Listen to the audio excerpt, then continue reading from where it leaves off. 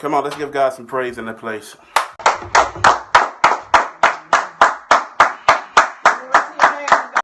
on, let's give God some praise. Thank you, Lord God. Bless your name, Jesus. Hallelujah, God. Thank you, God.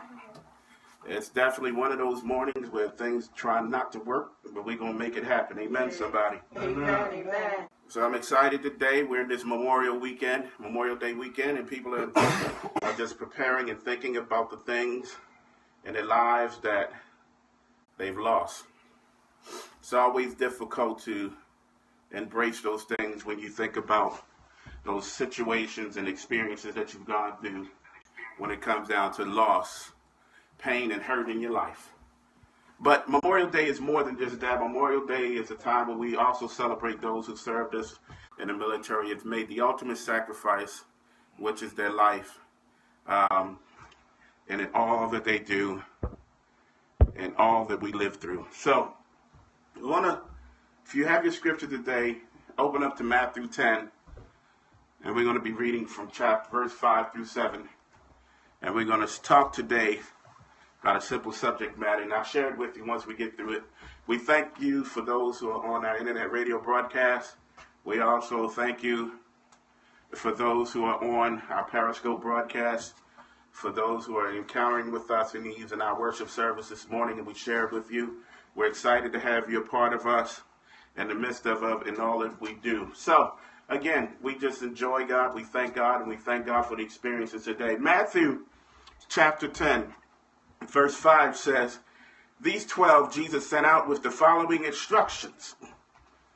Do not go among the Gentiles or enter any town of the Samaritans.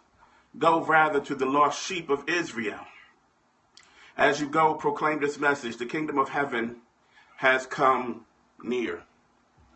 I want to come to you today, simple subject matter. Again, I thank those who are with us. It's on Periscope, those on the internet radio broadcast. I want to share this with you today. My simple subject is find what God has lost. Find what God has lost. Now, when you first think about that, your whole mindset goes directly to how is it that God can lose something? Well, that's the basic understanding. We assume God loses things, but that can't possibly be. Because if we think about God losing anything, how could that be when God is aware of everything and everyone? So if you're looking at the most common basic definition of the word loss, then you're missing the whole purpose of what Christ was saying here in this passage. Because he's not talking about loss from the perspective of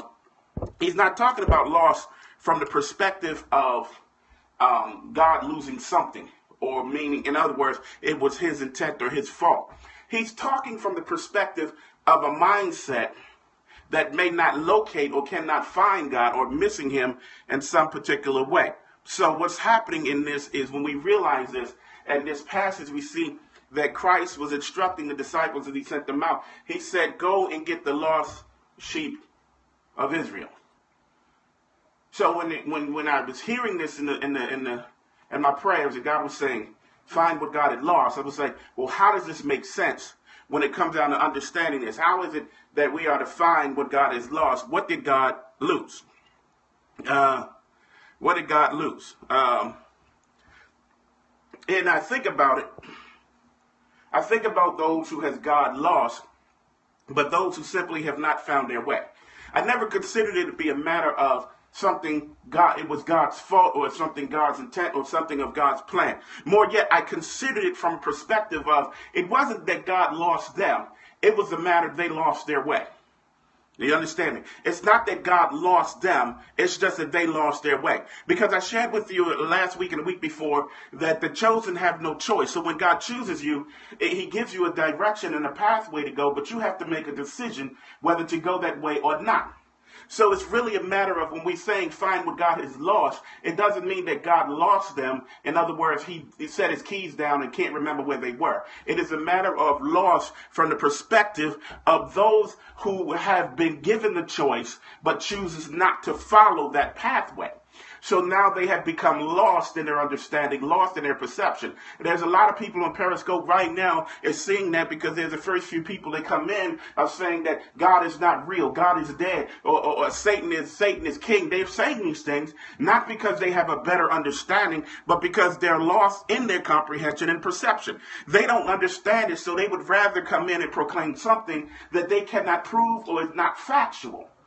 They rather proclaim something that's easier for them to follow by, because it's easier to follow in a life of sin and do whatever you want to do with no accountability than to stand on the promises of God and be committed to his obedience and to the tenets of what he instructs us. So when you have people that come into that perception, you don't look at them and you don't look down at them. You don't reject them. Now, I block them for the sake of those who are on Periscope, but you look at them and you pray for them even if they don't want prayer. You don't put it on them. You don't confront them with it. You just move on and just pray on your own time. Because people who already have a mindset and a perception that God is not real, God is dead, God is this or God is that, or God is not this or God is not that, you're not going to change their mind very easily. So you have to think about this, because these are not the ones that Christ was called to send. These are not the ones that the disciples were sent to find.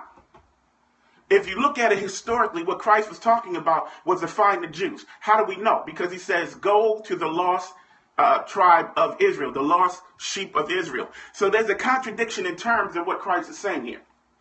First he says there's a lost sheep, but then he says they're the lost sheep of Israel. So how can you be the lost sheep of Israel if you don't know where you are or you don't know who you are? Okay, see, let me say it again. He said, go to the lost sheep of Israel. So he already identified them as those of Israel, but yet they're lost sheep. So in the mindset is these are people who know their heritage, but don't want to follow it. These are ones who are given their understanding, but won't pursue it. So when he says the lost sheep of Israel, it doesn't mean that they were like a set of keys that was set down and you couldn't remember where they are. These are those who went a pathway and couldn't remember how to get back.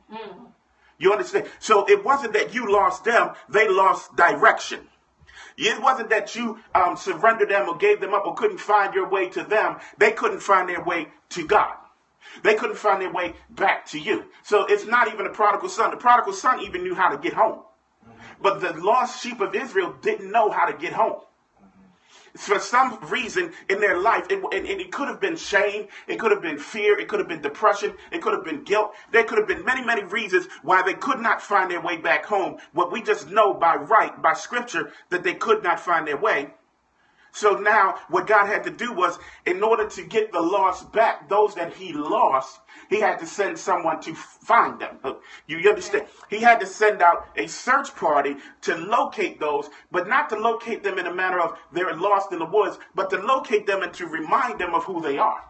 So he says that we are better by the renewing of our minds. Renewing means that you are being brought back to your remembrance that which you already knew. Renew means that you're now in a new consciousness and new understanding, but it is because you have a better understanding of what you were. So it's bringing back to your remembrance that which you either ignored or forgot, and that's where the problem is. So when I'm saying find what God has lost, it is a matter of find those that have chosen or can't find their way back to God because his arms are open for them and they just haven't found. Now here's the question. So I have a couple of questions. I'm not going to be long today. Trust me. I'm not going to be long today. So I wanted today to impact you in a particular way and think about these lost things. Okay? Because again, as the scripture suggests, as my title suggested,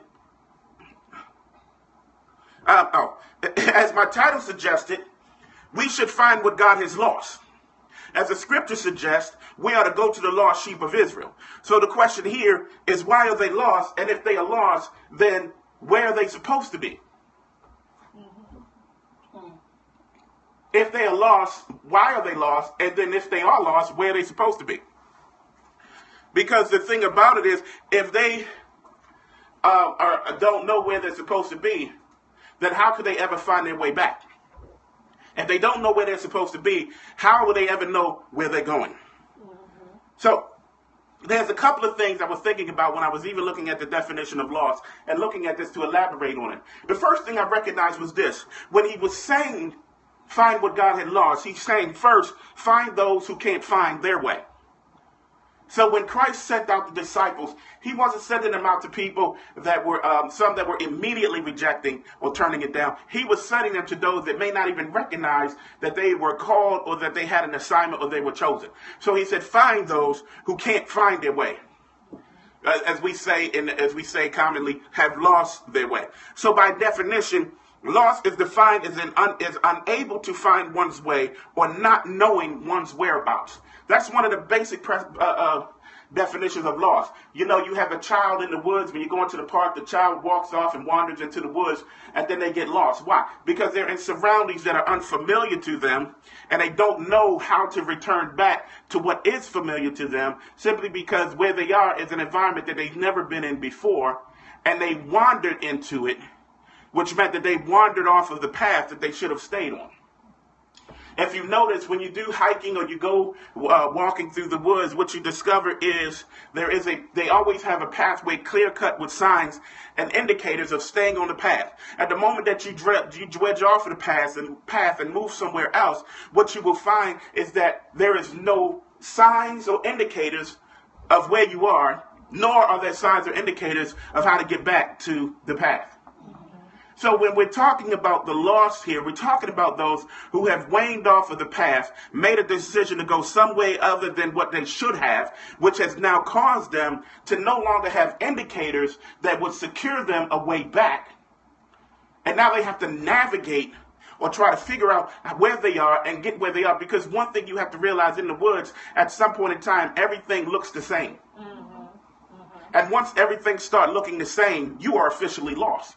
You'll walk around in circles thinking you're doing the right thing and say, I've passed this one rock with the moss on it 5 times already, which is letting me know I think I've been going around in circles. And that's the lost. The lost will find themselves outside of God's hands and presence, outside of God's will, and all they're really doing is walking in circles. They're not even fulfilling his plans and will because they're just walking in circles. They're lost in their direction. They're lost in what they're doing. So, when I said, by definition, lost is defined as unable to find one's way, but also not knowing one's whereabouts. So we could surmise from this definition that anyone that is lost is someone who is simply unable to find their way or are clear on their directions. And there's 2 reasons this happens. First, when the lost is going somewhere that they've never been before, or when someone does not have the proper directions to return. Either way, both are lost and are unable to find their way. So when Christ is sending out the disciples, he's instructing them. He instructs them to go to the lost sheep of Israel, and which means that these are people that are familiar with the path, but are unable to get back to it. So he says, lost sheep of Israel. He says they belong in Israel. They are the children of Israel, but they don't know how to get back there. Hello, somebody. That's like walking around recognizing when you look in the mirror that you're black, but you have been living outside of black. And you don't know how to get back to being black. Everything about you, every character trait, every name, everything, and even your very look is saying you are African American, you are black. But your demeanor, your talk, and everything outside of that doesn't even give you that indication. And you're trying to figure out, well, how do I get back to that? And they called them lost. Now, I know that sounds very weird. It's like, how is that possible? Trust me, there's a handful of people in the world that are in that manner. They just don't know the difference. It's not even just cultural. It's just black is black, period. So, quite simply, those that are lost, who do not know their way, they are lost because they don't know how to get back. In other words, they find themselves off track. To further clarify, lost sheep commonly is reserved as a metaphor for the hopeless and leaderless people. So when he says the lost sheep, he's not just talking to people that don't have direction. He's talking to people that aren't guided and have no leadership. And that's the easiest way for someone to get lost. When they don't have anyone to guide them or direct them or cause them to be accountable, that's when they get lost. Because when they get to do what they want to do and don't have to answer to anybody, they get out there and they get caught up. So, as the definition clearly states, a people who are either not knowing one's whereabouts, or those who are not on whereabouts, or those who just don't have their directions. So they're struggling with direction. They just don't know the clarity. They just don't know where they're headed. They just don't know what to do. So how many times have you found yourself struggling with directions? How many times have you found yourself dealing with trying to get somewhere and you just didn't know how to get there? You put the information in your GPS and you found yourself, and the GPS even had you going places that you didn't even realize existed. And you found yourself, I remember one time I was called to do a service and we put the address into the GPS and the GPS had us on the other side of town. And we're trying to get there and they're like, where you at? And I told them, they said, you're on the other side of town. I said, I put the address in. They said, you have to be careful because the address is the same on two different, the street is, there's the same street name on two different sides of the city. So if you don't put the zip code in, you'll end up getting the other address instead of that one. This is how people get lost because they were trying to follow the proper directions, but because they didn't put all the information in, they were going back to what was commonly done. So when we're in Christ, we're a new creation. The old is gone, the new has come. If you want to live a life in the worldly world, you have to realize you're not a part of this world. He chose you out of it, but you still have to live here. So if you go to Google and say, I want to live in this worldly world, and it's going to show you how to live worldly, but it won't show you how to live righteously. So if you don't put the correct information in, you'll get the wrong directions. And if you get the wrong directions, you'll be navigated to the wrong place. Huh? So that's why they're lost, because they start doing things that were compromising and comfortable and fitting into the environment that they existed in, which now caused them to no longer follow the correct directions, instructions, or navigation, and now they're lost. And more importantly, not only are they lost, they don't know how to get back, because the lost are those that know something exists, but they just don't know how to get back to it. Hello. So Jesus here came with a incredible idea. It says, send out disciples to find the leaderless people and guide them back to where they should be. So it's simple. Anyone who is lost simply needs some directions or someone to guide them. So when you find that you've heard of a child lost in the woods, what do they immediately do? They send out a search party. People who have all the equipment and tools they need to not only find the lost, but to also get them back to safety. So when Christ was calling for the disciples to go out to find the lost sheep of Israel, what he was doing was he was equipping them and authorizing them and saying, now go find them, because now I have given you what you need and to get them back to where they have to be. Also, so that you won't be lost in the process. So all that Christ was doing on behalf of God the Father was sending out a search party to get the sheep back, because 99 and a half will not do. That's right. So he was saying that when I have so many of them out here just won't follow the process, let me send people of God who are faithful enough, and I've just taught them how to be fishers of men. So therefore I need to send them out there into this hard, lost, and broken world to find those who are called by God and have been chosen by God to live that life and live in that existence. And now they have the tools and the equipment to not only find the lost, but to bring them back into the safety of the sheepfold. So it's all about understanding that when God called you, he called you to the lost sheep of Israel, which means the reason you've been called is because you've gone through the proper training to work effectively in the search party. Let me say it again. You have been trained properly to work effectively in the search party because of the fact that you study the scriptures and study them to show thyself approved unto God. He has certified you to go out into all the world and into the uttermost parts and reach them, because you must realize that the first commission that Christ gave was in this scripture, but the Great Commission said go out into all of the earth, because in order for him to go out to all of them, he first had to get them to get the chosen first. So he had to get the Jews before the Gentiles. He had to get the selected before he get the selection. He had to get the great before he got the greater. So we kept thinking, oh, we're the best of it. No, we're the rest of it. Come on now. So because we're the rest of it, it was because of the original work of the disciples who went out and got the chosen, shown them how they were chosen, committed them back to God's good grace, gave them the equipment to work, so now that they could come and reach out to us. Why am I saying that? Because if it had not been for the obedience of Peter, we wouldn't have had Paul. That's right. And if we didn't have Paul, we wouldn't have Timothy. And if we didn't have Timothy, we wouldn't have the foundations of the church. So we have to realize that we are there because the search party expanded. Amen.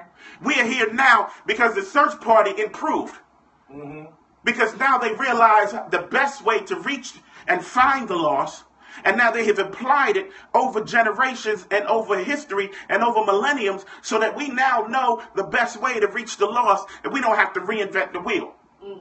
And we call it evangelism and missions. Because the lost are those that know God or have an idea of God, and we have to now convince them or at least give them an invitation to come back into God's gracious and good hands. Hello, somebody. And watch this. The lost are those that will quickly give Satan credit or say they worship Satan. How do you know that Satan exists if you didn't know God existed first? Well, come on. How could you ever identify who Satan was if you didn't identify who God was? Because Satan is a fallen angel and still is under the authority of God. So when you giving Satan power, you're not doing anything but quitting, copping out and punking out. Because at the end of the day, you wouldn't know who Satan was if you didn't know who God was. And the bottom line is Satan wouldn't mess with you if you worshiped him in the first place. Right. Satan comes to stop the called and the gifted and the anointed from doing what they're supposed to do. Yes. So if you want to proclaim Satan, what you're saying is that, first of all, you had an encounter with Satan, which means he was trying to stop you from doing God's will. So if you're now working for Satan or claim you are, you're just sitting there saying, well, I don't want to do what God wants me to do, which means you know who God is. You just lost. Yeah.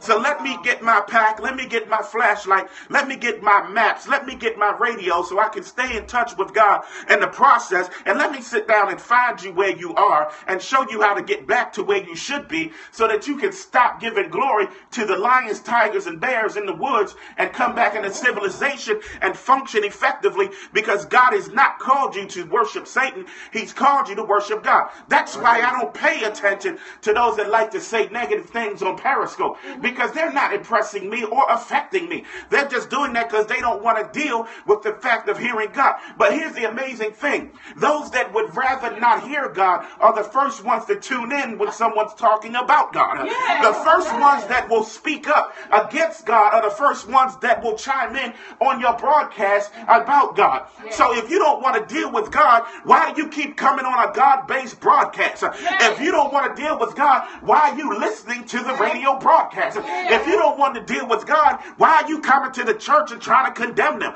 Because if I didn't want to deal with God, I wouldn't even drive by the church. If I didn't want to deal with God, I wouldn't even spend time with the church. If I didn't want to deal with God, I would make sure I deleted every Christian channel off my TV. Because there's no reason for me to try to encounter God, but yet you try to waste your time to try to find God in me and give God credit or give Satan credit when all I'm doing is giving God praise. So I thank God for the lost, because there's times when you got to find them and there's times when they'll bump into you. Hello, somebody. You out there looking for the lost and stumble over a few because they sitting there and didn't realize that they were lost. But now they have been found, and God has given you the power to give them the opportunity to change. Well, tell somebody I'm a part of the search party. So, I already said that you have to first find those who can't find their way, but then find those who God hasn't claimed. Now, mind you, people will say, God will never leave me and nor forsake me. That's true. But God will also clearly say, I don't know you.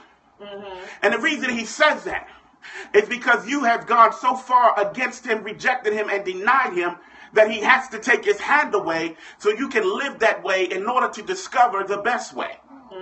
So your assignment in the search party is to find those God hasn't claimed. And that means those who have been chosen but don't know that they don't have a choice. Those who have been gifted but don't know there's a gift. Those who have been anointed and called but haven't heard the call or going the other way. Let me give you a clear example. Moses was called by God, and when he rejected God on the hill, talking to the bush that was burning, God said, don't worry about it. I'm sending your brother.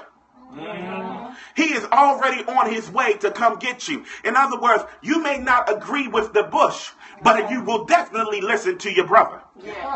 So he makes sure that there's a pathway and a passage and an assurance for you to get where you got to go if you simply can understand it by embracing the truth of the matter.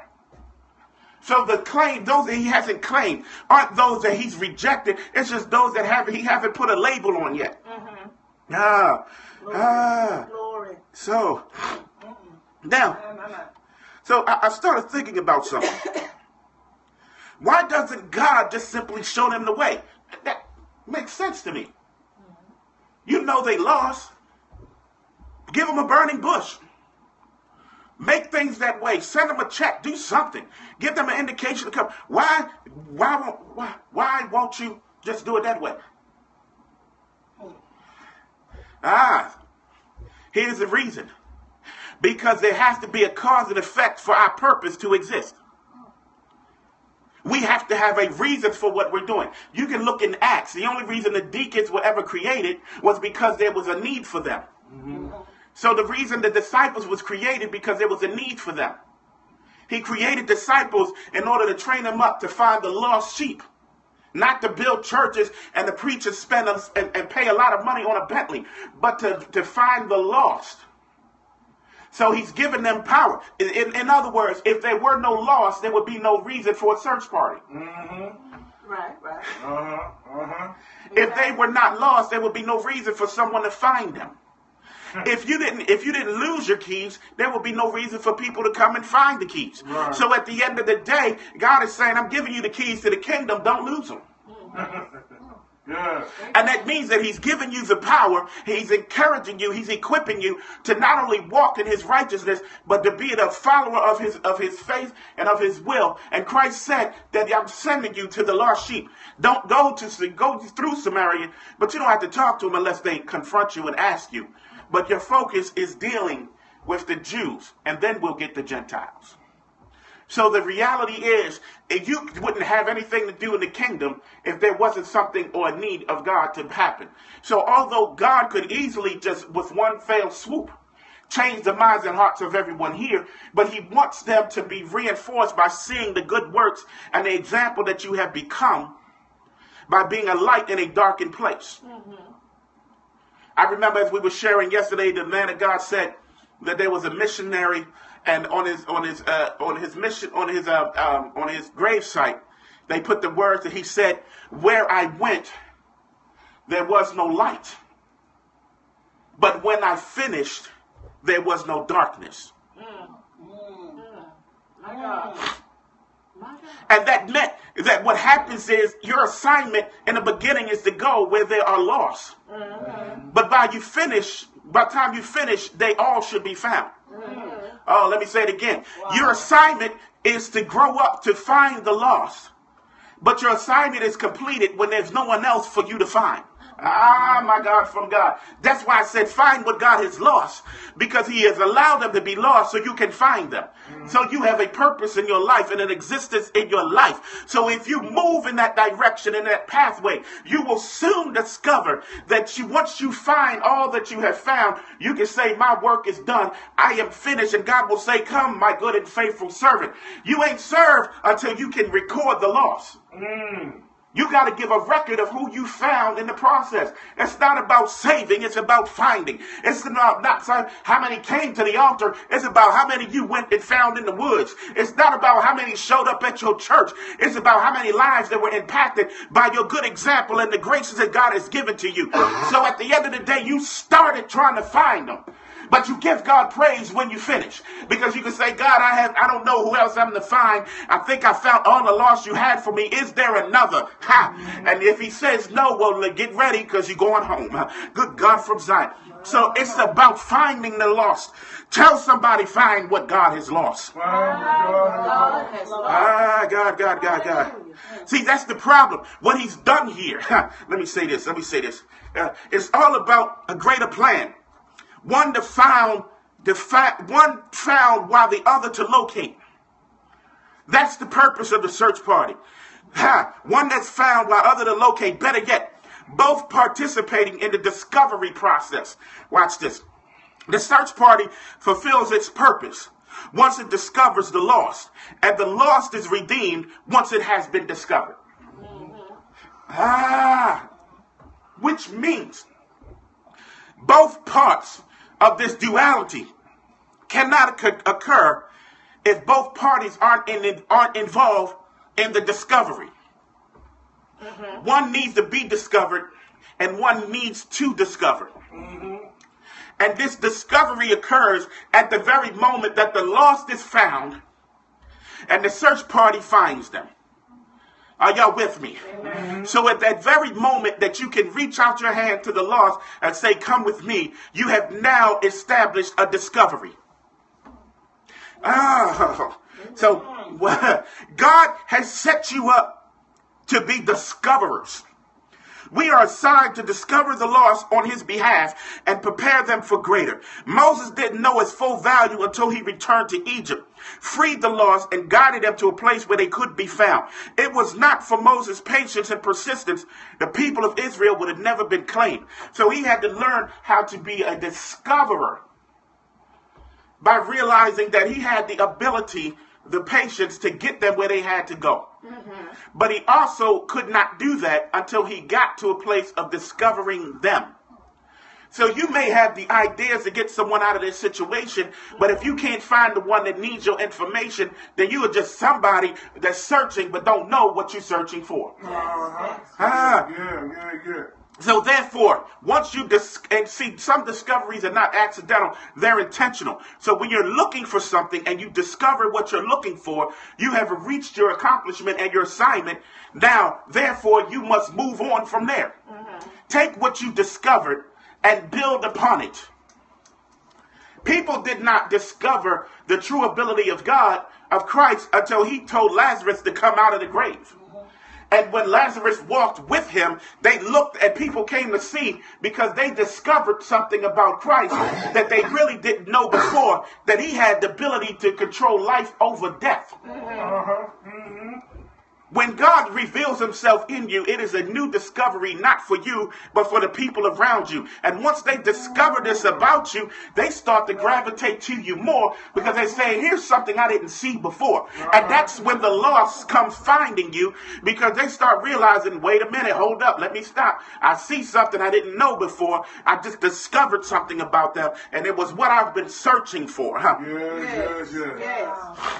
That's why you got to stand in a position where people can say to you, I discovered some things. They discovered them because you brought them with you. Yes. They discovered them because you entered the place with them. They discovered them because they was lost trying to find the answer, and here you come the solution. So you didn't even recognize that you had what they needed until you showed up and they gave God praise because you're there. And they are amazed at who you are and how you function. They're amazed at the situation and everything that's going on. And even greater than that is when people will come to you after the fact and say, you know, I've heard about you. I don't even know you, but that's all right. I'm glad that I found you. Y'all ain't heard. Because being lost doesn't mean people that don't know where they're going. Lost also means that God hid you. He hid you so that those that need you must work hard to find you. He that findeth a wife findeth a good thing. That means they were hidden long enough for them to find them. So God will hide you, and they will think you were lost, but you weren't lost. How they say, I was once lost, but now I'm found. It's because God has given you the power to move in a position that you didn't have before. And you're walking around wondering, why is no one trying to talk to me? Why am I not getting the attention that I deserve? Why am I not getting invited places? Why have I found myself in isolation? Why is it that I just can't connect with anybody? Because he made you hidden so that the lost can find you. That's right. Hey. He hid you so that the lost could find you, because you are a discovery to someone else. And when they discover you, they have found all the answers that they ever looked for, and now they're changed and they start acting like somebody, and you're sitting there wondering, okay, now what? Good God from Zion. Y'all all right? Y'all thought when I said find what God lost meant everyone else, but you just discovered God lost you for a reason.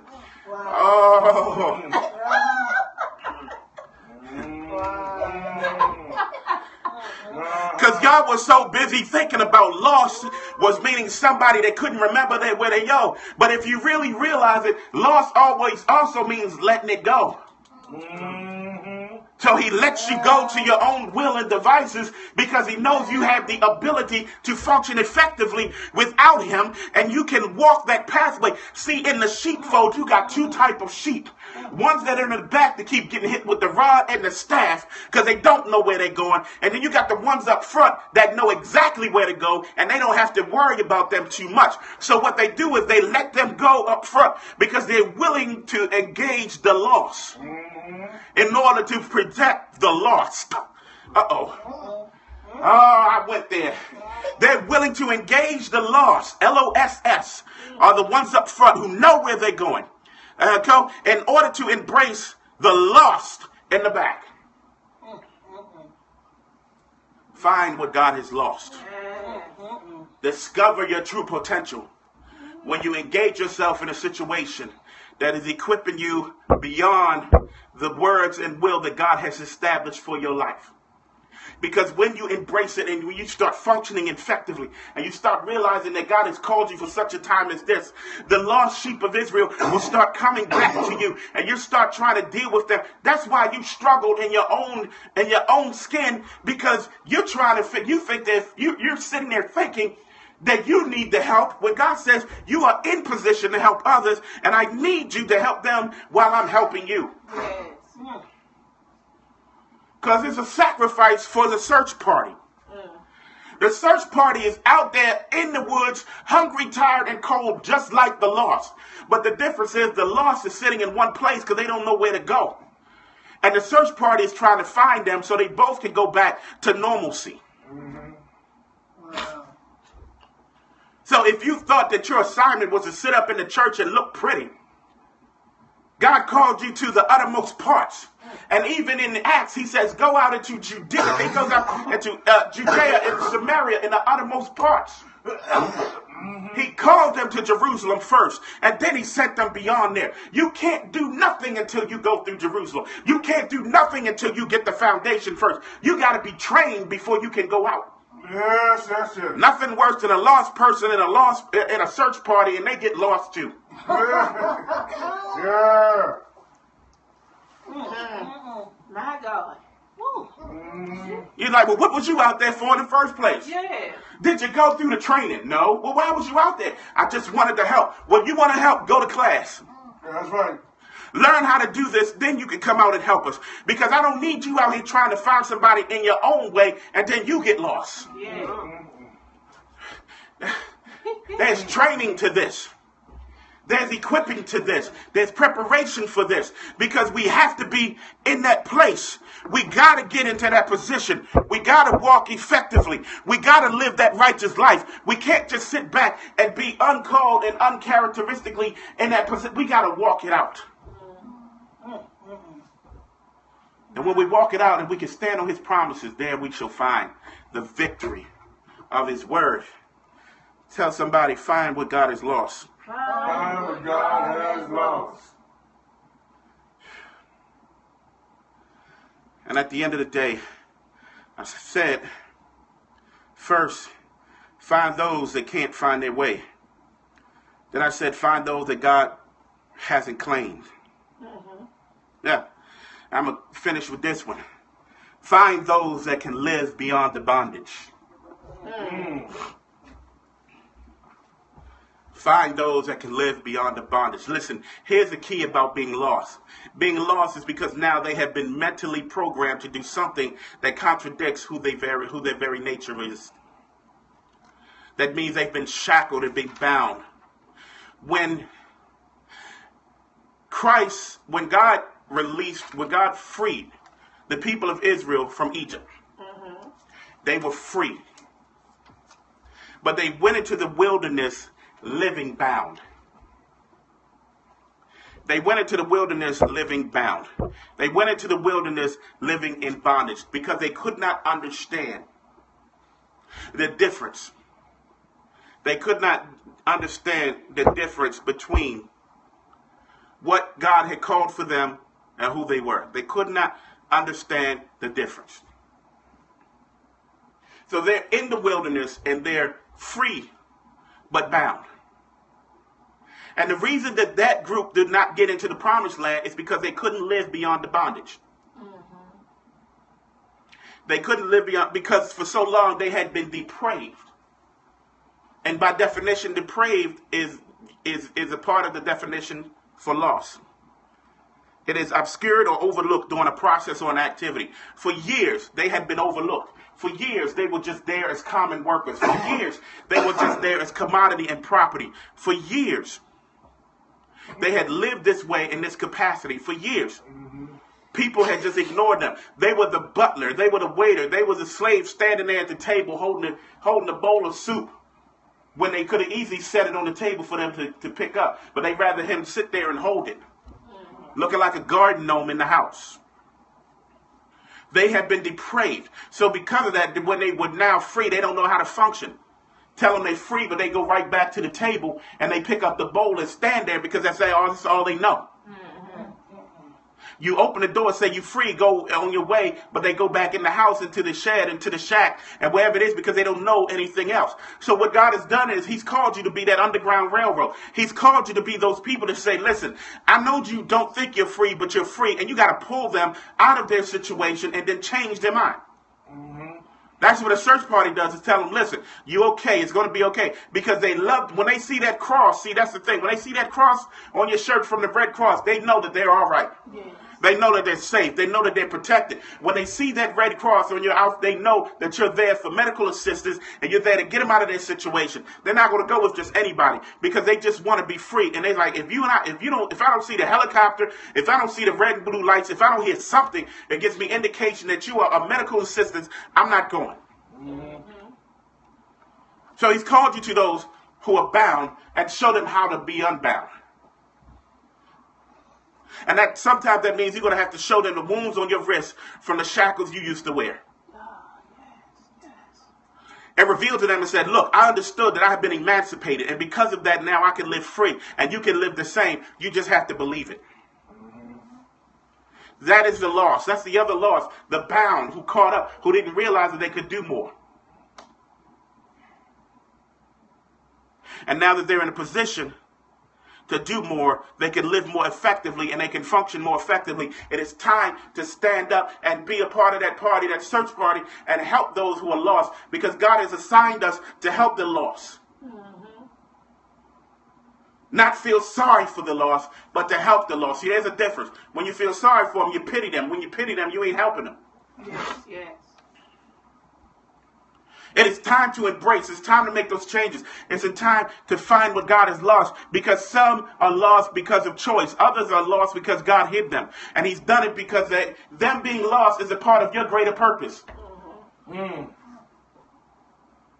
When you soon discover that they're lost in order for you to find them, and there's a blessing in for you to find them, and there's a blessing in your part of finding them, then you will soon discover that the reason why they're lost is not because of anything that they've done, but they've been lost so that you can find them, because finding them will prepare you to find more. Think about this. Christ told the disciples, I will make you fisher of men if you follow me. So how could he make them fisher of men if he didn't show them how to cast the nets? So first thing he said was, I'll make you fisher of men. And then he said, now go out to the lost sheep of Israel.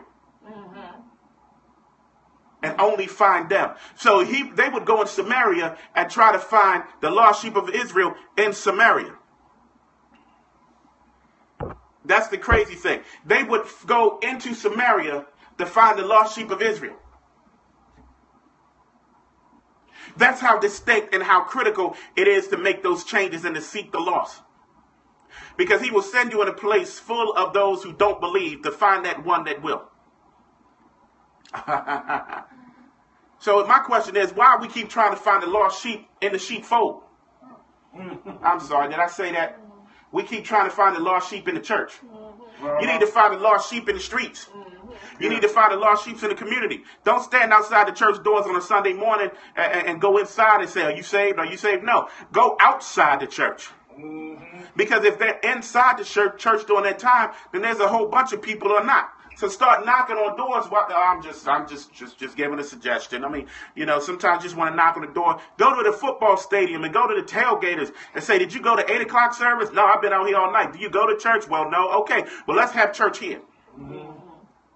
Do something to find the lost, because you never know. One communication, one conversation could change them.